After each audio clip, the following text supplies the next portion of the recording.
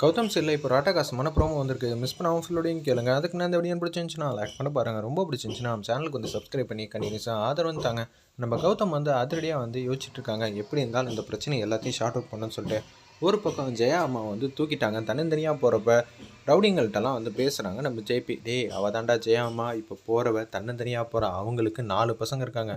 4 பேர் அடித்தாங்கன்னா அவ்வளோதான் சரியா. அதனால் யாருக்கு எந்த விதத்துலையும் சந்தேகம் வராமல் காரியத்தை கனக்கச்சிதமாக முடிச்சிடுறீங்களா? ஐயா நீங்கள் எதுக்கு ஏன் கவலைப்படுறீங்க? எங்களை பற்றி உங்களுக்கு தெரியாதா? அப்புறம் என்ன? சரிடா இந்த வாட்டி ஸ்கெட்சு மிஸ்ஸே ஆகக்கூடாது பார்த்துக்க. இந்த வாட்டி மிஸ் ஆகிடுச்சுன்னா அப்புறம் என்றைக்குமே வந்து நான் நினச்சதெல்லாம் நிறைவேற முடியாமல் போயிடும். என் பையனுக்கு வந்து இவ்வளோ பெரிய ஆபத்தையாடா கொண்டு வரீங்க. நான் உங்கள் எல்லாரையும் வந்து சும்மா விட மாட்டேன்டா தான்.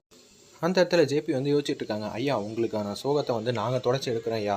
இந்திரா வந்து கஷ்டப்படுத்தணும், அதுக்கு தானே திட்டம் போடுறீங்க, நாங்கள் பார்த்துக்கிறேன்னு சொல்லிட்டு அங்கேருந்து போகிறாங்க. இந்திரா இன்னைக்கு கதறி கதறி அழுவ போகிற. இதே மாதிரி ஒவ்வொரு குடும்பமும் வந்து உனக்கு இல்லாமல் ஆக போகுது. அப்புறமேட்டு தான் கடைசியாக வந்து உன் குடும்பத்தை வந்து ஆக்குவேன். நீ அழுகுற வரைக்கும் நான் பார்த்து ரசிக்கணும். நீ என் பையனை அடித்ததுனால தான் அவன் தப்பான முடிவு எடுத்துட்டான். இப்போ உனக்கான வாழ்க்கையே இல்லாமல் ஆக்க வேண்டியது ஏன் பொறுப்புங்கிற மாதிரி உச்சக்கட்ட கோவத்தில் வந்து பேசுகிறாங்க. அந்த இடத்துல ஜெயா அம்மா மட்டும் தனியாக வந்து போயிட்டு இருக்கிறப்ப சுற்றி வந்து ஆளுங்கெல்லாம் வந்து ரவுண்ட் அப் பண்ணிட்டாங்க. யாருடா நீங்கள் அப்படின்னு சொல்கிறாங்க. நாங்கள் யாருன்னு தெரியலையா அப்படின்னு சொல்லி சிரிச்சிட்டே இருக்காங்க. டேய் என்னதுக்கா என்ன ரவுண்ட் அப் பண்ணுறீங்க அப்படின்னு சொல்லும்போது கையில் மறைஞ்சிருக்கிற பொருளை வந்து எடுத்துட்டாங்க. அந்த இடத்துல நம்ம ரவுடிங்க எதுக்குடா இது மாதிரி எடுத்தீங்க அப்படின்னு சொல்லி கேட்கும்போது பாடுறா நம்மளே ரவுடின்னு தெரியுது. அப்புறம் நம்ம எதுக்கு இந்த பொருளை எடுத்தோன்னு கேட்டு காவல் பண்ணிகிட்டு இருக்காங்கன்னு சொன்னேன்.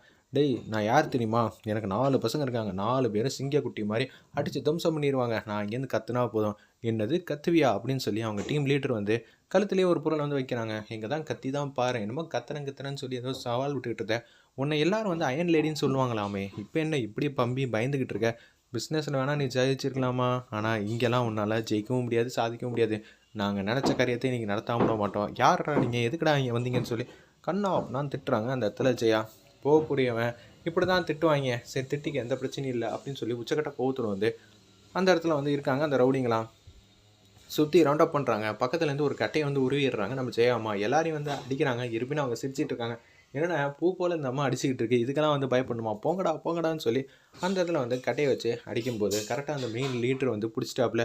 அப்படியே கட்டையை வந்து ஒரு பக்கம் பிடிச்சி முறுக்கணுன்னே ஜெயாமா வந்து கீழே வந்துடுறாங்க. அவங்க கையில் வச்சுருக்க பொருள் எடுத்து லைட்டாக வந்து மண்டையில் டங்கனை பண்ணிடுறாங்க. ஒன்றை வந்து மயக்க வர மாதிரி அப்படியே வந்து கீழே விழுவுறாங்க. ஒரு பக்கம் இந்திரா வந்து அத்தை என்ன இவ்வளோ நேரம் ஆகியும் காணுமே, அப்படின்னா இங்கே தான் எங்கேயாவது இருப்பாங்கன்னு சொல்லிட்டு யோசிக்கிறாங்க. அந்த இடத்துல நம்ம இந்திரா இங்கேயும் அங்கேயும் வந்து தேடிக்கிட்டே இருக்காங்க. இருப்பினும் வந்து எந்த விதமான ரெஸ்பான்ஸுமே இல்லாமல் பாட்டத்தின் உச்சத்தில் இருக்காங்க. அந்த இடத்துல நம்ம ஜெயாலேருந்து எல்லாரும் பார்க்கவே பாவமாக இருந்துச்சுன்னே சொல்லலாம். ஜெயாவால் சமாளிக்க முடியுமா இல்லையான்னு தெரில. இந்திரா வந்து ஆல்மோஸ்ட் வந்து அவங்க இருக்கிற பக்கம் தான் வேகமாக ஓடி வந்துகிட்டு இருக்காங்க. அந்த ரவுடிங்கெலாம் வந்து ரவுண்ட் அப் பண்ணி அப்படியே இது மாதிரி பண்ணலான்னு சொல்லிட்டு தான் வராங்க. ஆனால் இந்திரா எப்படி இருந்தாலும் வந்து ஜெயா வந்து சேவ் பண்ண மாதிரி தான் காட்டுவாங்க. நிச்சயம் இனிமேட்டாவது நம்ம ஜெயா அம்மாவுக்கு வந்து இந்திரா மேலே வந்து ஒரு மதிப்பு மரியாதை வரலாம். எப்படி இருந்தாலும் ஜெயா அம்மா வந்து காப்பாற்றிடுவாங்க. வெயிட் பண்ணி பார்ப்போம்.